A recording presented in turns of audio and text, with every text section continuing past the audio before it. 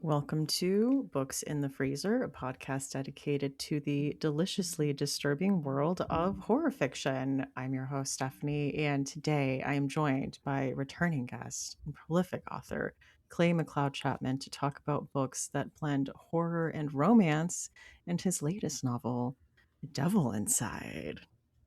So, welcome back. Oh my God, here we go.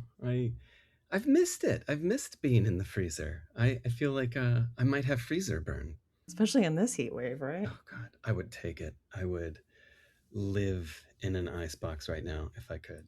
But you have a book coming out this summer that I want to talk about, and I think listeners want to hear about. So, would you mind telling them a little bit about Devil Inside? Absolutely. Devil Inside, I think at first blush you could say it's a boy meets demon story, where we have a fella by the name of Jordan who in 2003, I think it's 2003, God, um, he's a bike courier. Remember the days of bike messengers? The like there's like an endangered species now. Like I think they've gone the way of the dodo. Um, but Jordan is a bike messenger who ends up in a near fatal accident. He actually dies for, I think, like a sum total of 2 minutes. And in that time, he goes down. He goes down under. He goes to the bad place. He kind of like finds out that he is damned ultimately. He double hockey sticks.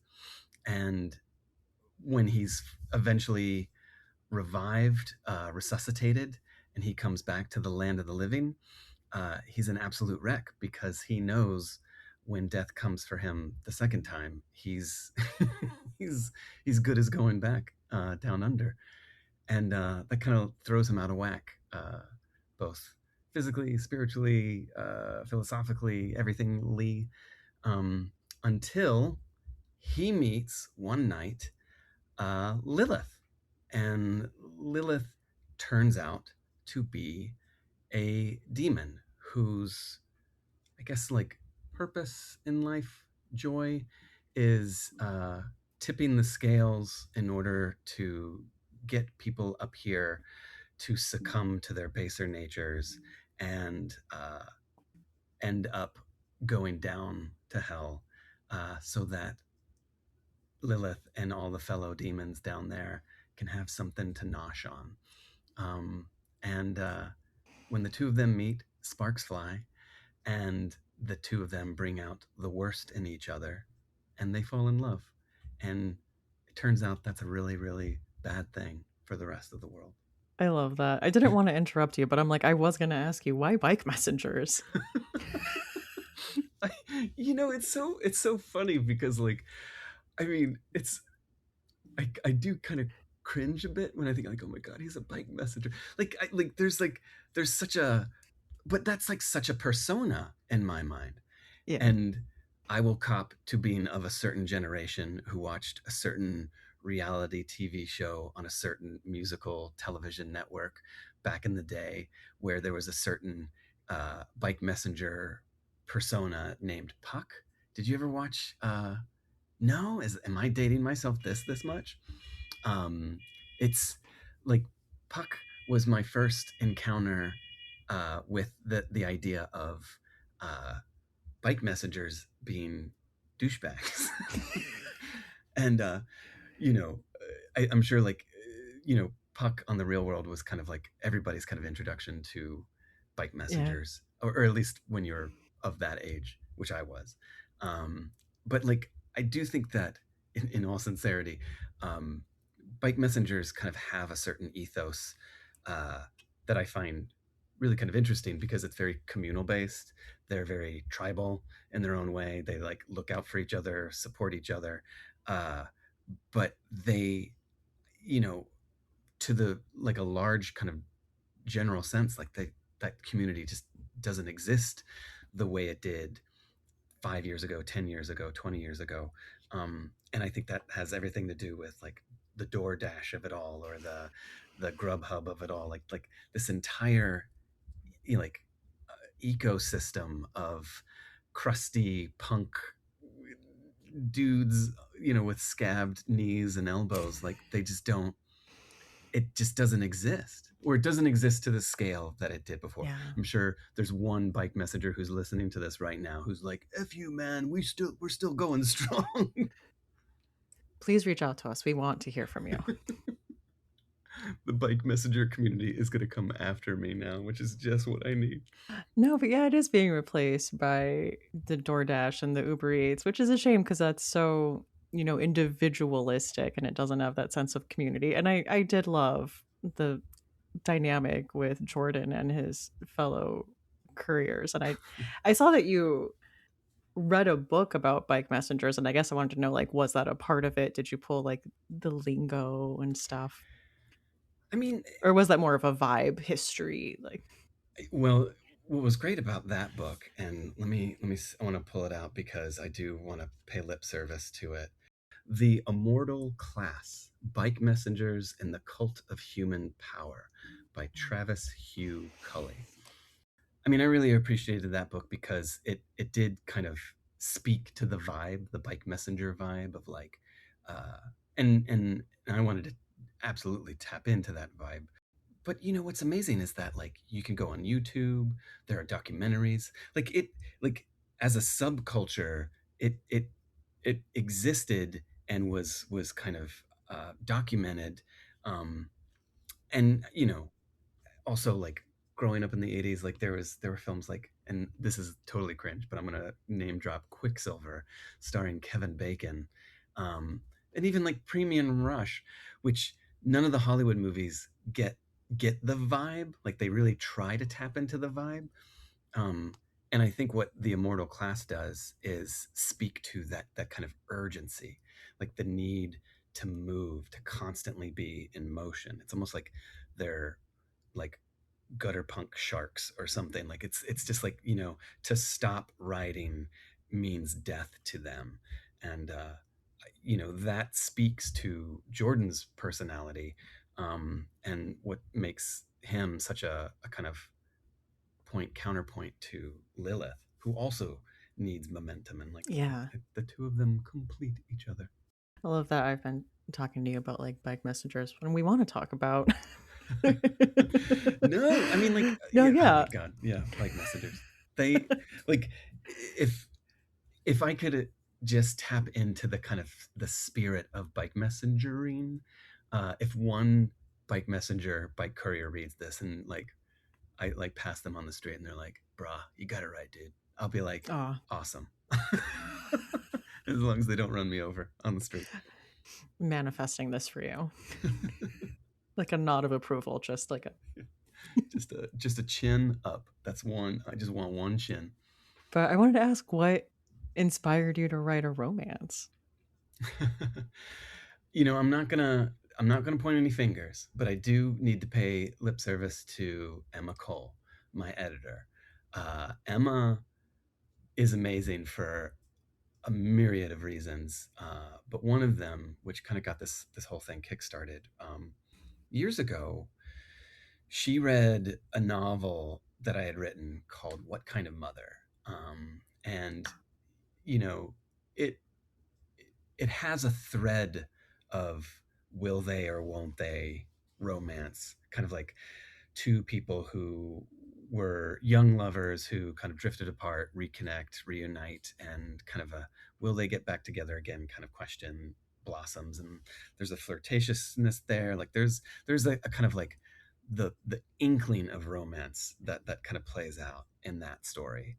And Emma reached out and she kind of, you know, said to me like, hey, like I found this compelling, this kind of component to this book. Have you ever thought about writing an actual romance, like a straight up romance book, or a horrormance book? And uh, I you know, for me, like having the opportunity to kind of explore a story, you know, within the confines of whatever structure is offered, it was really kind of an exciting I don't want to say challenge, but it was like an interesting kind of proposition, like an interesting opportunity to kind of like say, okay, well, if if there was a story within this subgenre, what would the story I want to tell be? And I kind of pitched some ideas. Um, I had just come off of working and promoting this other novel that I had written called "Wake Up and Open Your Eyes," which also deals with kind of demonic possession, but kind of deals with it on a larger, kind of grander uh, scale. And um, I I got really it was an interesting process of kind of like getting that book out into the world, and I took a few licks from it. It was like a pretty the response to it was very varied, and some of it positive, some of it negative, something in between. Um, but I kind of like was affected by the response to it, and in my mind, I was like, I really want to write something smaller, a little more grounded, a little more kind of character, like in jest. I said, I really want to write a love story, which just so happened to kind of dovetail into Emma reaching out. Which was fortuitous timing, and the I realized that I wasn't kind of quite done with the idea of demonic possession, and I wanted to kind of ask certain questions within the kind of structure of a love story of like, what is demonic possession, when it comes to autonomy and like who, like your sense of self, and in this age of consent, like what is it to kind of like lose control of yourself. And I don't know, these were all things that were kind of playing out in my mind, and Emma was there to kind of shepherd the the story along to to Harlequin. And here I am writing a Harlequin romance, for better or for worse. Well, like, I feel like if there's one thing I know about you as an author, it's like when you start a project, you are gonna have like a stack of books that you are researching. Yeah, So I wanted to ask what that looked like for this horror mance. yeah. I mean, it was a lot of like romance or dark romance, or horror mance, or books that weren't even classified as uh horror mance, but are in fact what I would classify as horror mance. And a lot of them are the books that I kind of picked to talk about tonight, Mhm. because like it to me, what I wanted to try to do is write a story that was unconventional in terms of its romance, and pushed certain kind of boundaries and barriers. And I wanted to read those books that did do that as well.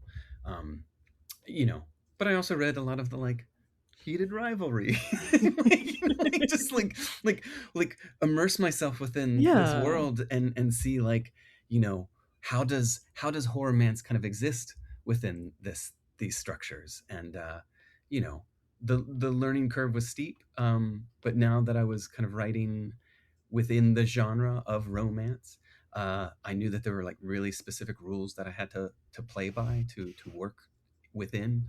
And yeah, I needed to be I needed to be kind of cognizant of those rules. And so I read all of the romance, all the spooky romance. I mean, as is to be expected.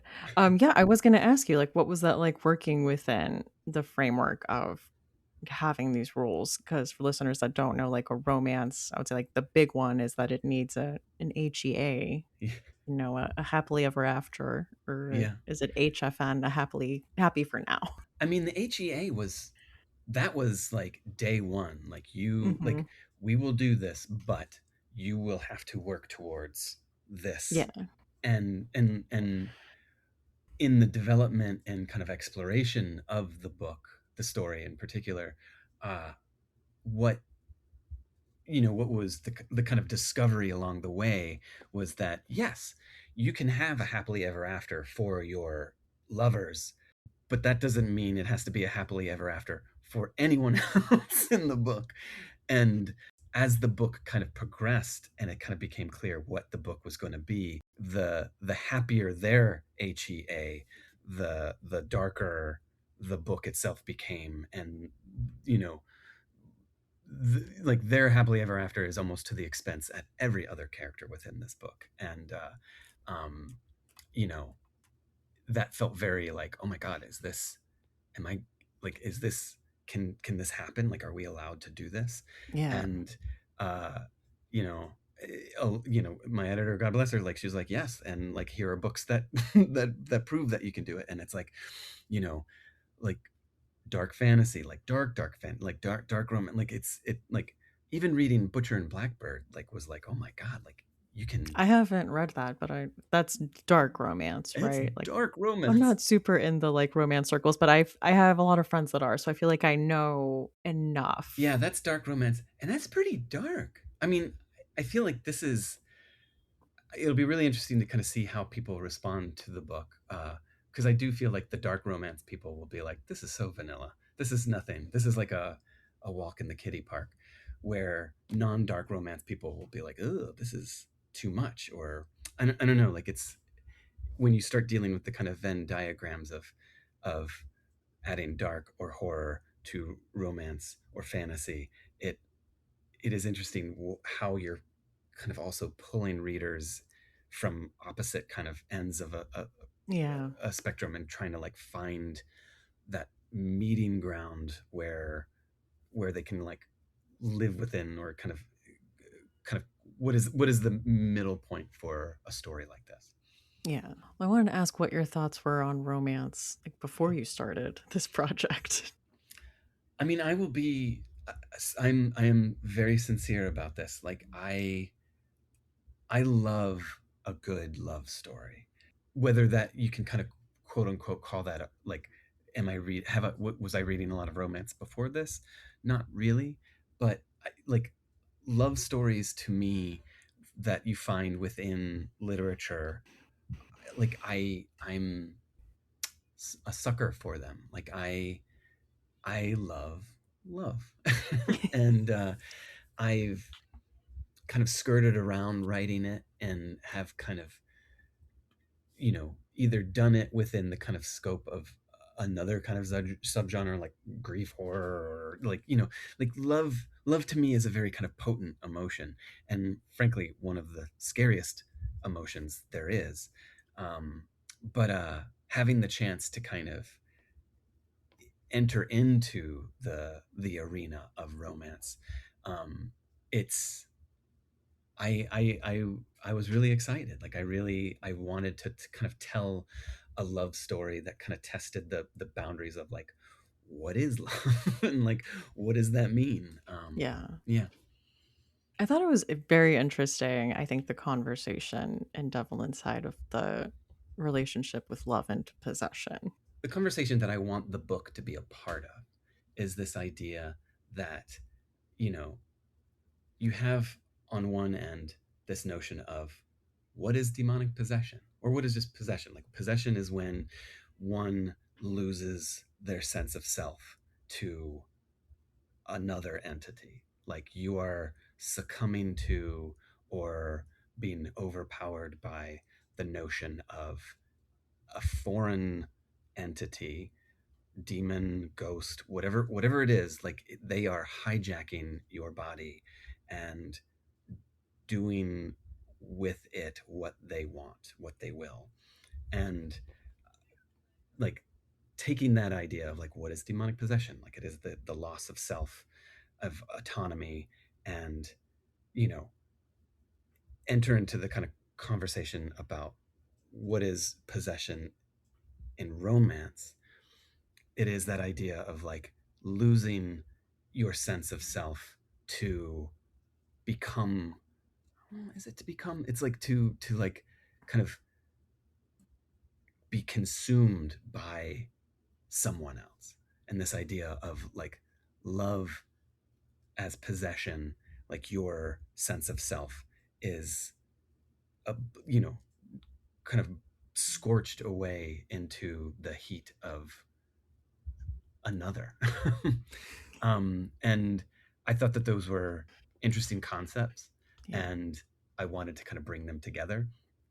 And I wanted this idea of like, if you have a man with no soul who is damned, and you have a demon who is searching for a host, a vessel to call home, uh, how can these two navigate the kind of the ups and downs and all the challenges therein, and find that happily ever after, and do it within the confines of a romance novel, which, yeah, it's scary, like, because I think that those are, I don't know, those are, you know, I don't believe in demons, but I think that those are kind of real questions that the book wants to kind of entertain and engage with.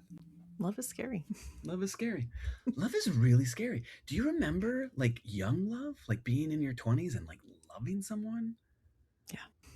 It was like you are like out of control. I got married at 23. So Hallelujah. Oh my lordy lordy. fine. It worked out for us. We're still together. There you go. That light burns bright. That's amazing. 23? Oh my god. I don't even want to remember who I was when I was I know. 23. I know. We're such different people, truly. But you've navigated it together. That's great. We did. It's a lot of changes. I was going to say, I feel like my relationship to romance has changed so much because as a teenager, I read a lot of YA romance. I read a lot of like Yeah. Sarah Dessen, like, going on a summer vacation and meeting a boy in a North Carolina beach town stories. I was obsessed with those. Yeah. And then I feel like in my 20s, I think the discussions we had around feminism were that somehow like romance was not feminist and unempowering. And Mm-hmm. so I think I really bought into that for a bit. And then I had to kind of come around to liking romance again, and but we are being influenced by everyone around us, and there's nothing wrong with like a romantic relationship playing a part in like your character arc Yeah. towards whatever. I mean, I do think that love as a, like, the kind of falling for another is, I don't know, like I'm of a few minds of it, but like I do genuinely believe it is, there is something real and earnest and kind of emotionally universal about like falling in love, that it's something that we can all I was going to say it's something we can all root for and understand. But like with romance, like much like horror, it is such a, there's such a large umbrella, and there are so many kind of like genres and subgenres and subclassifications. Hmm. It was certainly overwhelming in the beginning to kind of be like, there's, this is almost as big, if not bigger, than the horror genre, and like Yeah. I mean, I've it's a billion-dollar industry. yeah, Being friends with Agatha, like I have learned a lot. And I mean, learning about, if she was here, I'm sure she would have a lot to say about like the Gothics and like the yeah, history of like the blending of horror and romance. yeah. I mean, um there's a lot. and it's been around since the Yeah. beginning, like Yeah. the get-go. And if romance keeps the industry alive and keeps, you know, all of us other kind of like, you know, mere mortal writers writing, I think that like there's just, I think there is great value to it. And I think that uh there's something for everyone. Much like I think we've established within the horror genre, which is where I've been coming from, this idea of like, look at this kind of diverse wealth and range of stories Mhm. of that is continuing to kind of expand and grow, uh, as the industry kind of like recognizes horror as, uh, you know, its own kind of cottage industry. But like romance, they've been doing it. They're Yeah. they're they're going strong. They know what Yeah, they're doing. I do.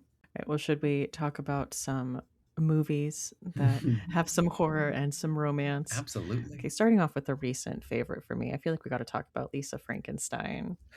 I love it so much, and the fact that they are teaming up together to hunt for body parts to It's put him so back together. sweet. It is. It's like I genuinely like that's like one of those movies that I watch and there's just like that like oh like it really like it like Mhm. does the kind of flutter, the heartbeat flutter thing. Like it's I just cried in the theater. I saw it in the theater as well. And I feel like anytime Diablo Cody comes back to horror, like I'm really happy. Yeah, it had been a minute. I know, right? I did watch Jennifer's Body for Devil Inside. I hadn't seen it since it had first come out. And it's just so funny how like horror comedy is another one of these kind of like mergings of genres and like I think horror just belongs in everything. I think horror is the kind of like it's just so ready to kind of permeate other genres that I feel like there should be more of it. Having a horror comedy romance like Lisa Frankenstein is the best. Oh, it was a perfect blend of all three, too. And then we talked about adding the mummy on here. There's horror, there's a romance with Evie and hot Brendan Fraser. We're all rooting for it. They're trying to find an undead evil mummy that's after everyone. I mean, it's great because it does, you know, hearing you speak to it, it made me realize like if there was, and there maybe even was a movie tie-in novelization, like can you imagine the bodice ripper Oh yeah. cover of this book? It would be Brendan Fraser, or maybe like a Fabioed Brendan Fraser, you know, like it would it like it had I think it has the kind of those swashbuckling elements in it Oh that are yeah. so swoony that like it's been a day since I've seen it, but like isn't there even the like they're gonna like grab onto the vine or the rope or whatever and like swing across and they like they're like oh like they do the like that kind of romantic beat of like hold on and like here we go like I'm or maybe I'm just making up that movie in my head. I'm trying to remember if that was part of it. I just remember like she literally rescues him from death. He is like hanging. Yeah. He's being hanged for his crimes and she like negotiates his survival if he's their guide to Oh my get this thing. And then he gets all cleaned up and she sees him on the boat and she's like speechless, like god. That's what's been under there stump this whole time. stumbling over her words. And then there's all the tension when they're on the boat together. They're like, That's the other thing. It's yeah, the romance is in the tension. It's yeah, in like you have to deny them your characters, your lovers, your burgeoning lovers, yeah, uh, the the gratification of like whatever it is they want. You can't give them what they want. So you like that in that tension is where the romance lies. Um, which is why I think something like X-Files is a romance. oh, oh yeah. There's so much tension in that. From the like pilot episode, Absolutely. Anna and I send each other so many Scully Mulder romance edits. So Oh my god, there has to be. There is, without a doubt, like a entire subculture of X Files romance fanfic, isn't there? They're oh, like there I'm has to be. sure people are emailing us right now. They're like, go to archive of our own. Just type in X Files, Oh my read god, away. it's there. It's there. It's just waiting for us to find it. I was thinking about Heart Eyes Yeah, slasher romance, which I think is funny because it doesn't really start off as a romance. Like, I forget what the setup is, but they work together. Like, she gives a presentation and he's like her higher up from out, like, he's from out of town. yeah. And yeah, they're like staying late for work. And he's like, well, let's go get dinner, but it's Valentine's Day. And they're targeted by the Valentine's killer who's like going after couples. And the whole movie, they're like, but we're not a couple. But then they like spend all this time together and, you know. But isn't that one great? How it like it absolutely wants you to believe it's a romantic comedy. Like it is like up front, it's just like it savors the romance beats so that Oh, when yeah. the slasher kind of narrative integrates itself in, it it it feels organic, but like still in the realm of romance. Like I Yeah. would argue that like that's it's more romance than it is horror, and deservedly so. Like I just love it for that. Yeah. I mean, it's got even the like romantic comedy setup where we're in her like really nice apartment and she's like stressed about this presentation she's going to Yeah. give and she's just been broken up with and like, oh, it's Valentine's Day. Can you believe it? I have to go and give this presentation and I'm single on Valentine's Day. Like it's very rom-commy. Yeah. And the opening where you're watching the couple get engaged Yep. Yep. and they're It's perfect. awful. It's perfect. Well, who was it? It was Josh Rubin. Am I remember? Yeah, Josh Rubin directed that, and he's amazing. Um, he's one of those filmmakers that like you're going to be in good hands and you're going to have a fun time when Josh Rubin makes a film. And I think they're going to make a sequel out of it. I think that they've Oh, already that's like in the pipeline. interesting. Yeah, Could see that.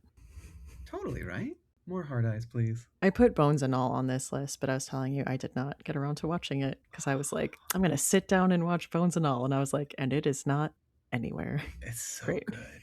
I'm surprised it's not streaming somewhere. Like at It that always is. It's one of those movies that's like always somewhere. Like I always scroll past it. But of course, the one time I'm like, yep, Murphy's I'm going Law. to sit down. I'm going Yeah, to they watch took it. it away from you. Um, I genuinely love Bones and All. Like it's a movie. It's one of those challenging movies that like you have to meet it on its own terms because it's. I don't think this is a spoiler. Like they're cannibals, and like there's something so profane in the way that the movie like needs you to kind of sympathize for these characters, and who they are and what they do, so that by the end of the movie you it's less about you being critical or judging them for who they are, and kind of understanding why they do what they do, and like seeing these two young lovers do awful things.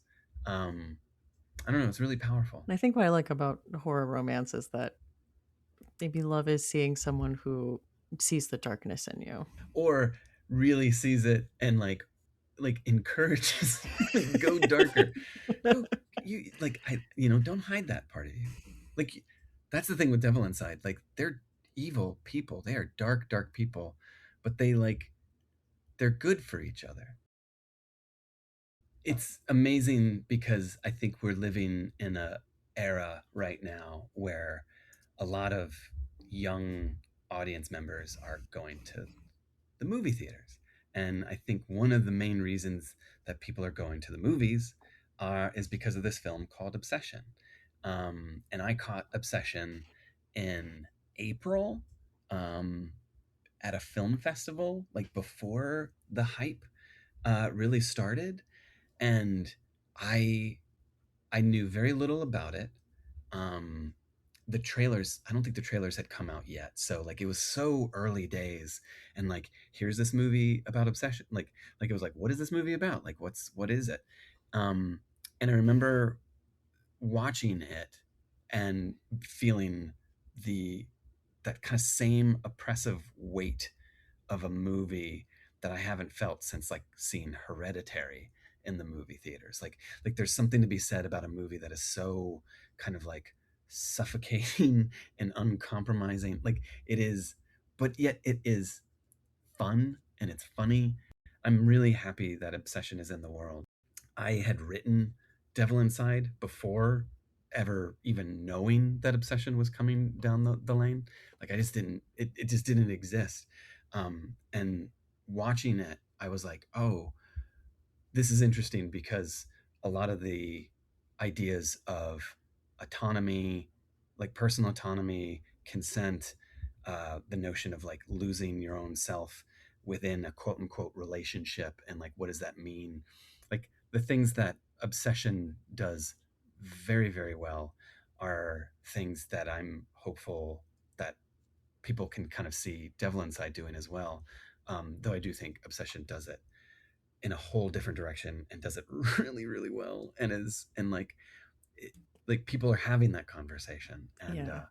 you know, this whole kind of like idea of like, is Bear a bad guy? Bear is like yeah, like it's like I truly don't understand this discourse because I feel like the movie is very clear about that throughout several points. I'm like, why are we arguing about this? The movie doesn't think he's a good guy. yeah. But how amazing is it that that's the litmus test for people? Yeah. Like, I do think that, you know, we go to films or experience books, whatever it Hmm. is, like we take these things into our systems, and then someone will be like, "What'd you think of that?" Like, and like Yeah. someone has probably said like, "God, that poor bear, like that guy, like he really tried hard." And like that's the litmus test. Like, you know, if that's your answer, then your fellow film goer, audience friend, could probably be like, "Whoa, okay, well now I know a lot about you." um I think that's the testament of a good movie, good book, good whatever, where it's like if there is a range of reactions, and that the movie itself, I agree. I do think that Obsession kind of leans into this idea of like Bear is the bad guy here, but it does it in such a way that Yeah. allows the interpretation of something else, and that's what's scary. Like that's the frightening thing to me, that like we're like Obsession is like a mirror for modern romance, and I just think that's great. Yeah. I haven't been that stressed out in a movie. And the car scene jump scare, I jumped out of Oh my my god. skin. Like I as I a horror fan, like I should have seen it coming and like I kind of was like something's not right. We're Yeah, holding this angle too long. Something's going to happen. Oh no. but But I that's still isn't that it though? It's like That's you it. Yeah, know as it's a horror coming. person, yeah, you're like, "Oh man." It's happened. It's gonna come. You know it's coming. But like, uh, um, for me, it's the party scene where it's just like, how long and uncomfortable can we make this?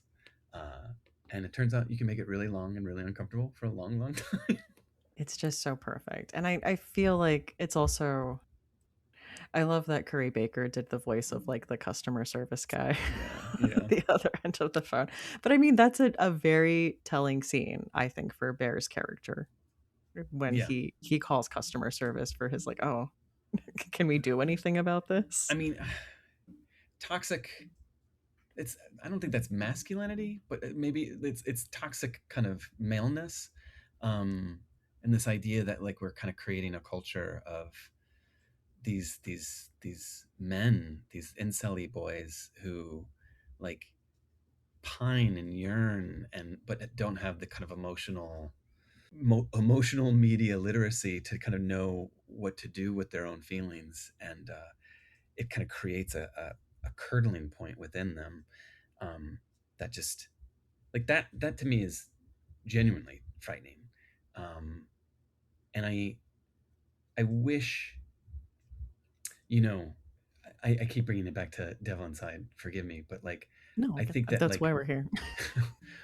but I do think that there is something to be said about media, like movies, books, whatever, that offer you the kind of surface fears. Like here's some jump scares. Then there's something a little bit deeper, which Mhm. is that idea of like there are kind of other questions at play, and then there's like maybe I don't know how many layers you can go, but I do think that like for those who kind of want to look for it, like these notions of like what is what is consent, and what is possession, or what is, you know, your sense of, you know, self in any relationship, and you know, can someone take that away from you with either a one wish willow, or you know, you name it. And I think that that's there's something at play, that like the metaphors of horror are there to kind of give a sugar coating to these kind of like darker questions. But then you, the audience member, you, the reader, take those home, and then you have to kind of process them on your own. Um, which I think the real, like the kind of the good, the greats, they do that. Like these are the questions that I really am going to mull over, um, and think about, because that's the dread. That's the stuff that like really stays with you a lot longer than the spooky jump scare. Absolutely. I saw you had Possession on here too. I think this is the OG uh, obsession, possession. And I think it's 1981. I could be wrong. But That sounds right. Sam Neill, Isabella Ajani. Oh, Uh, R.I.P. oh my God. It's it's a stunning, stunning movie, and it is so uncomfortable and so uh, nasty. It is a nasty movie, and yet it is. You're following these two people who are kind of in the process of separating, this like young married couple, and they are like, she has had an affair with some cosmic demonic Cthulhu like thing, and uh, the movie itself is watching two people separate, but then somehow reconfigurate and like become one again. And they do it in the most obscene and uncomfortable ways. And I watched that movie in high school, Wow. and it messed me up. And I just think about it every so often. And now they're gonna do a remake of it. No. They're remaking it. Madness, madness, I No. say. We don't need this. We ready to talk about some books? Let's talk about some books. All right, I'll start us off with Jenny Will Eat You Now by Gillian Daniels. Jillian. This I think is coming out August or September, but it's coming out this year. Jillian is the best, by the way. I'm just interrupting, sorry, but like I'm just gonna say she's the best. She seems cool. But this is a monster romance, but girl monster, boy human. So Jenny is like a sea monster, river monster who has watched and eaten humanity for centuries, and she's really not impressed with what she has observed as far as humanity goes. She's now living in an abandoned subway station in Boston, and she's able to travel through various waterways and subterranean systems there. And one day she has an interaction with a human guy that kind of leaves her shaken. She's kind of like, "Well, this was different. This was weird." And she finds that she like didn't want to eat him, but also she's like, "I kind of do, but like maybe in a different way. I don't know. What am I feeling?" And she's never felt this way before, and she happens to come across two other cryptids, a Selkie and a Satyr, and they help her kind of like a fish out of water story. Like they help her like navigate the human world, and like Jenny is able to like whatever she eats, she will take on the physical characteristics of. So if she eats a person, she will like present more human like, but it's a whole thing like her teeth fall out and they have to grow in. Like it's Ooh. it's a gross process.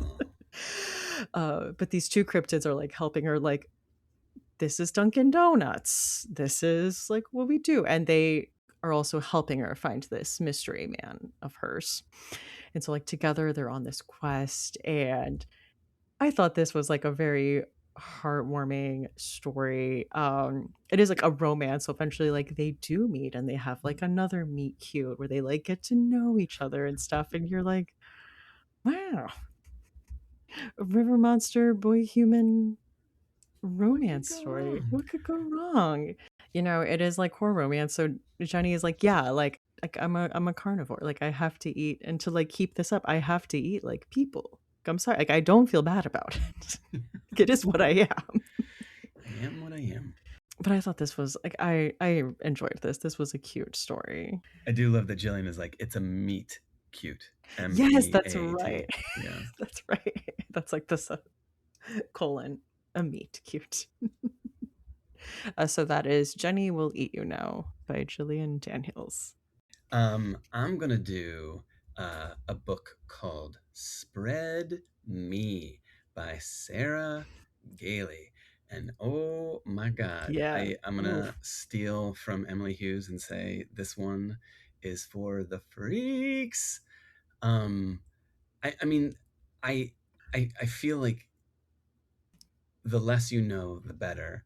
But to me, it is like, what if John Carpenter did a romance? Like this is kind of the thing by way of um, a very kind of sensual. Uh, it's it's got the ick, but it comes from a place of love. And you know, you've got your remote desert research outpost, and a crew comes upon like a specimen, and they break the cardinal rule, which is never bring the thing back into camp, but they do. And as soon as they do, you've got this this entity kind of like looking for the perfect host. It is such a like jaw dropper.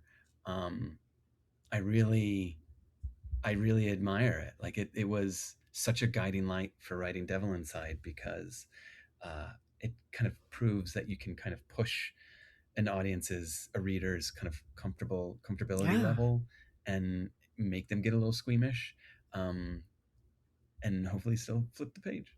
Yeah. Listen, I was reading that. I'm like, I didn't even know these were options. I didn't even know one could think these things.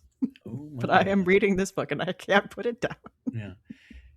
It is so compelling. Like Yeah. it's the kind of audacity of it too, where it's just Yeah. like, how dare they?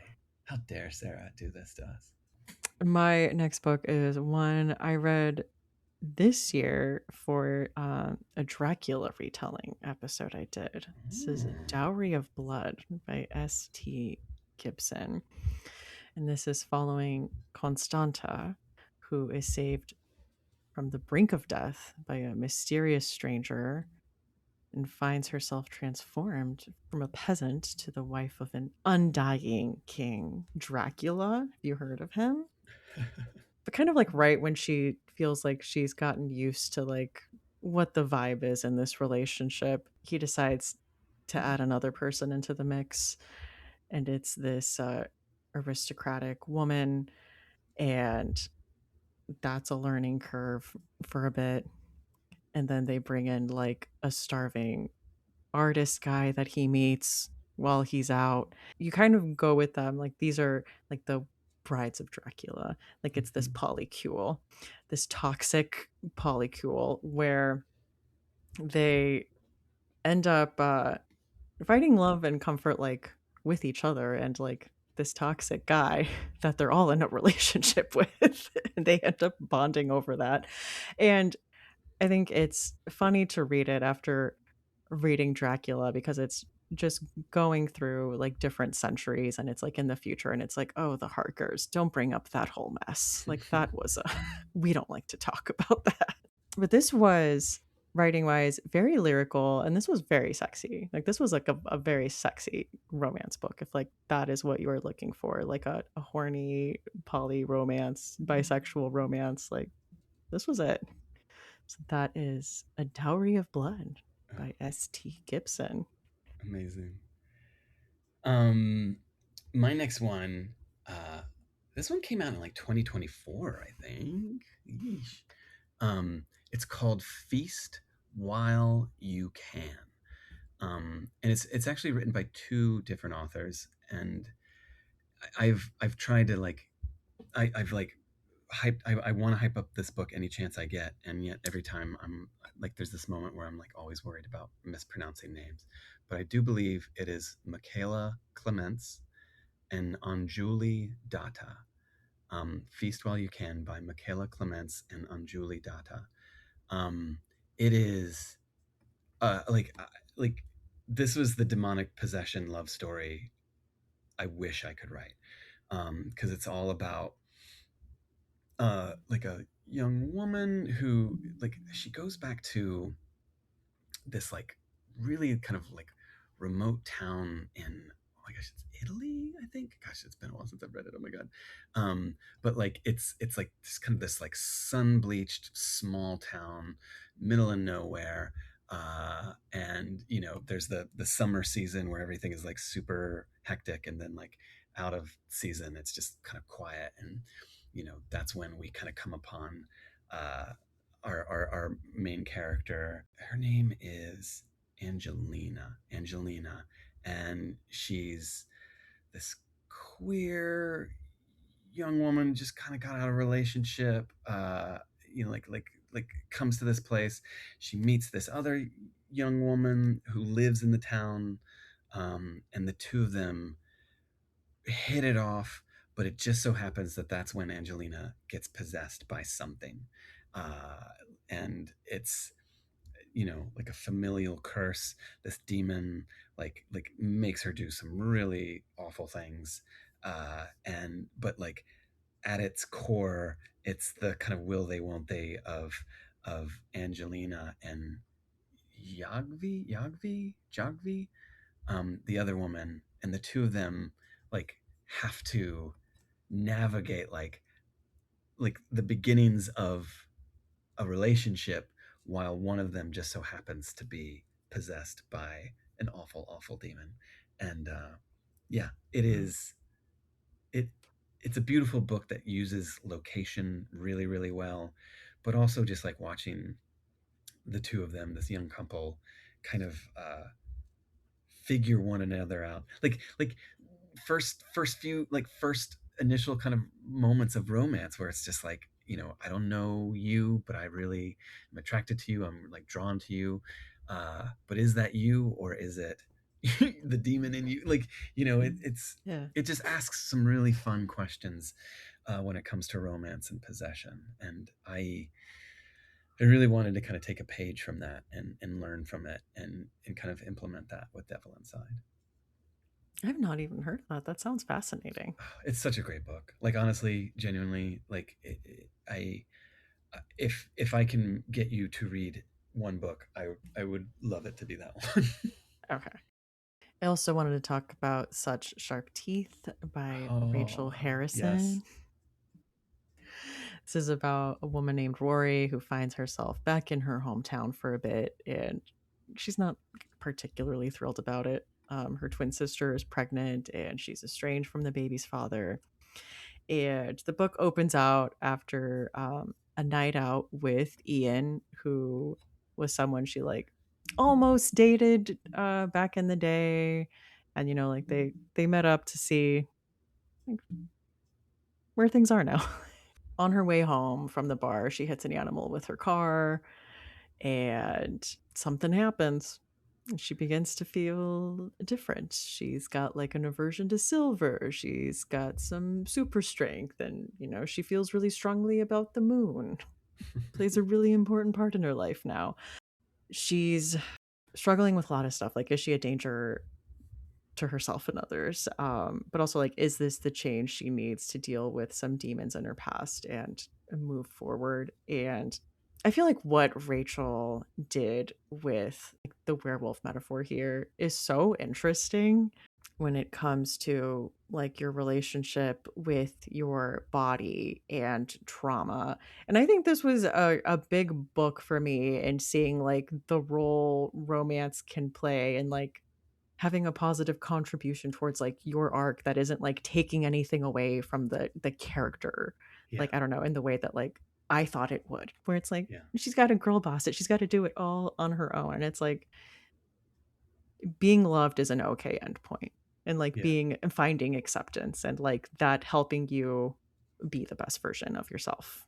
I think it's I mean, why even pick one? But I think it's like one of Rachel's strongest books, because that emotional core of it. Uh, I think it really speaks to her, to Rachel, and therefore it kind of resonates even further. Um, but yeah, she is kind of putting the rest of us to shame, right? Like every time she steps up to bat, it's just like a home run. And I really do think she's redefining horror in a way that kind of shows you what these monsters and metaphors can do or be, uh, when you want to apply them to something personable, personal, earnest, emotional, real. Yeah, she's the best.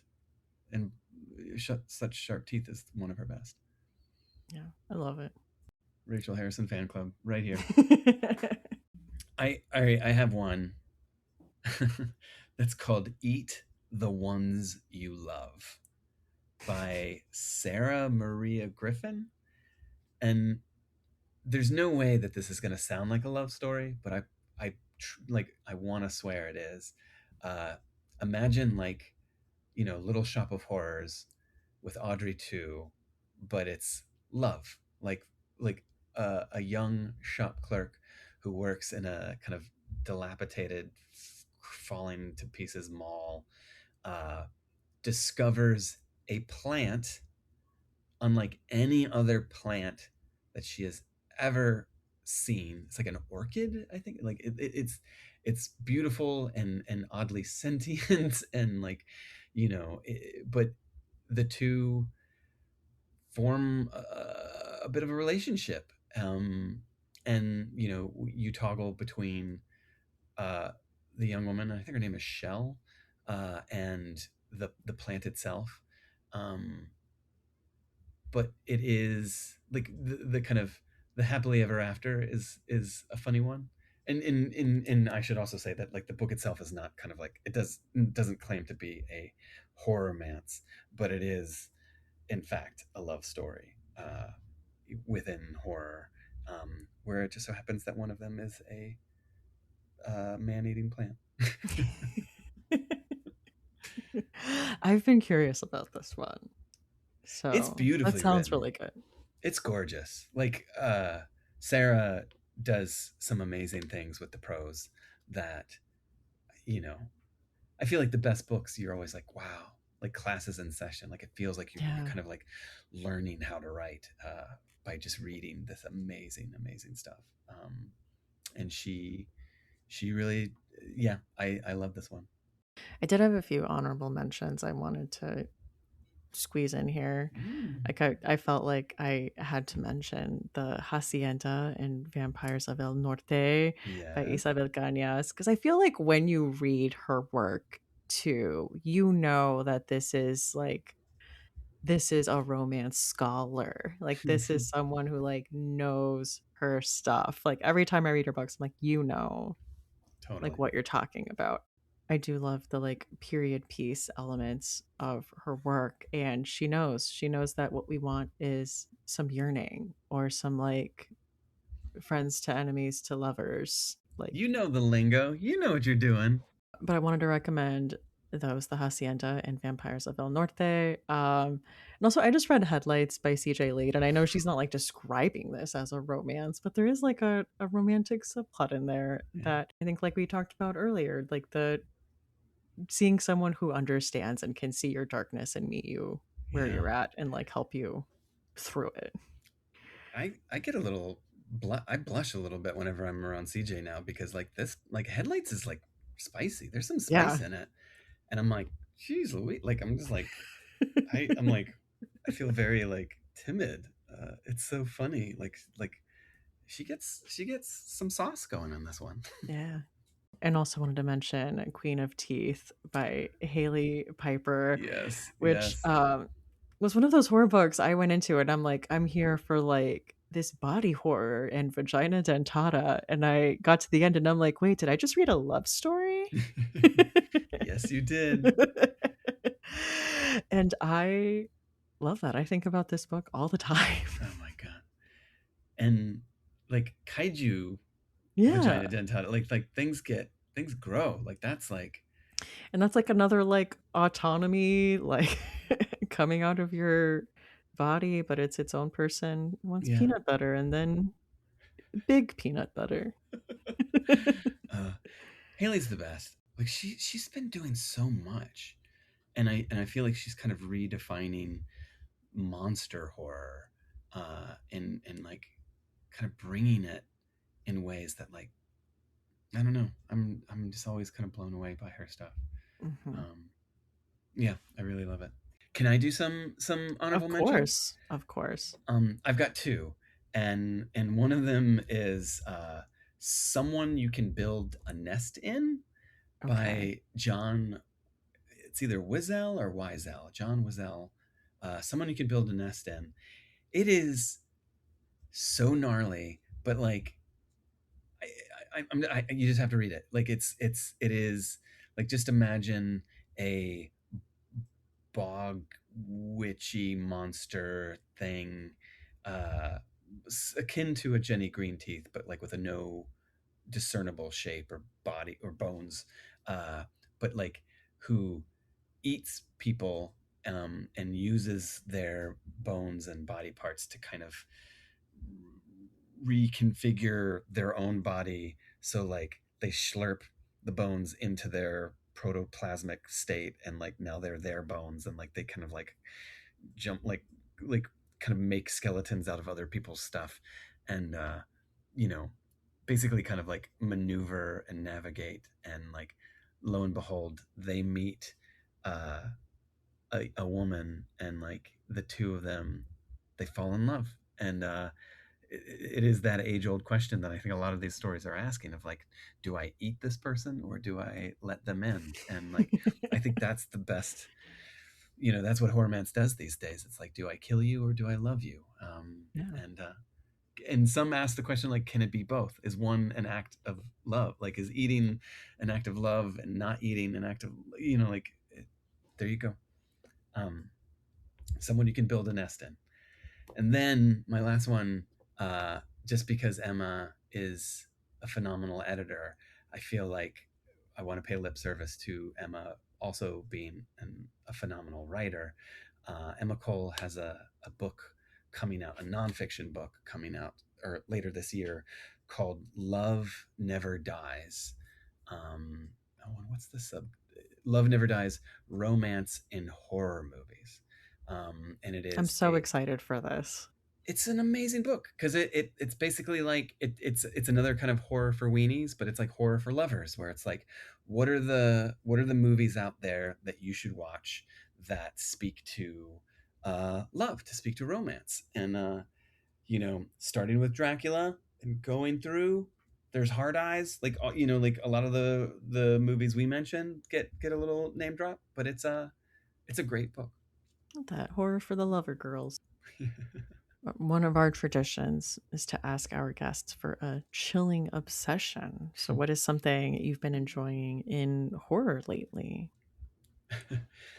This is a little bit of a cheat, forgive me, but because you said obsession, the thing that I really, I think I appreciate this, uh, is that everyone right now keeps saying, "Oh man, horror is having a moment." Um, like that we're kind of like, it is acknowledged on some kind of grander level in culture, uh, pop or not, that like we are living in horror, like a great horror times. These are horror times. Uh, we are living in horrific times, but reflecting that is the horror that we're imbibing. And I feel like it starts with something like Sinners, which I know was last year, but it won the Academy. No, it won some Academy Awards this year. Didn't win the best picture, but like the, that like everyone is kind of looking to Sinners as like, see how mainstream culture Mhm. embraces horror, and every from Obsession to Backrooms, like like I think there's an argument to be made that like the movie industry, the film industry, is being kept alive by way of horror. Um, Maybe even more so than like these massive tentpole superhero action movies. Um, and I think that is, to a certain extent, kind of trickling into the publishing industry as well, where like horror uh, continues to kind of like pop up on the bestseller lists, and like that there is such a kind of wide range and kind of diverse range of more diverse authors are getting published, and more diverse stories are being told, um, and I think that's a testament to uh, where we are right now. And my chilling obsession is that like every time I go on social media, Yeah. someone will like say, horror's back, like this is Yeah. like, this is the moment for horror, and I'm just like, sure, yeah, like this is where we live. Like I feel like a lot of us just like feel like horror never went away, Like, or no, tell horror's me always more. been here. But I appreciate that like other people are like, Yeah, oh it is man, funny to see it have you heard of this trickling thing down. called horror? My not my library I go to now, but like What is one a few this you miles speak down of? from What me. is this horror that you I speak follow of? them on social media, and they posted like a cute little video with their librarians with like a Ouija board, but the post was about like we're finally having a horror section. Like it's a huge building, but horror was just always with like fiction or like sci-fi or fantasy, like wherever it ends up. But it was a whole video talking about how they're finally getting a horror section. The comments were funny. A lot of the like, you shouldn't joke about Yeah. that.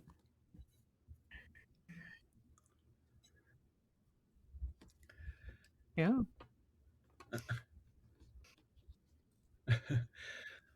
Well, I mean, of course, like Daniel Kraus wins the Pulitzer for Angel Down. And like, whether it's a begrudging acceptance or not, like, you do see it, like Stephen Graham Jones, Tananarive Due, like, horror is reaching the heights of Obama's reading list. Yeah. And I think that, like, that is a testament to a need for horror, like that we're kind of like things are so scary out there that we need something to kind of help us process that horror. And what better than a monster vagina dentata, Yeah. kaiju thing, like I think that like it's it's there for us to help. I'd agree. It is just always nice when it has a resurgence. Yeah, Mm. it never went Uh, away. It's just no, like I know. when other people like pay attention to, they're like, oh, what, oh, what's this horror thing? But the second tradition on the podcast is to ask our guests for a final girl song. Yes. um I'm gonna go with a song called "You Should Not Be Doing That" by Amel and the Sniffers. I think you pronounce her name Amel and the Sniffers. Have you heard this song? Yes. Do you?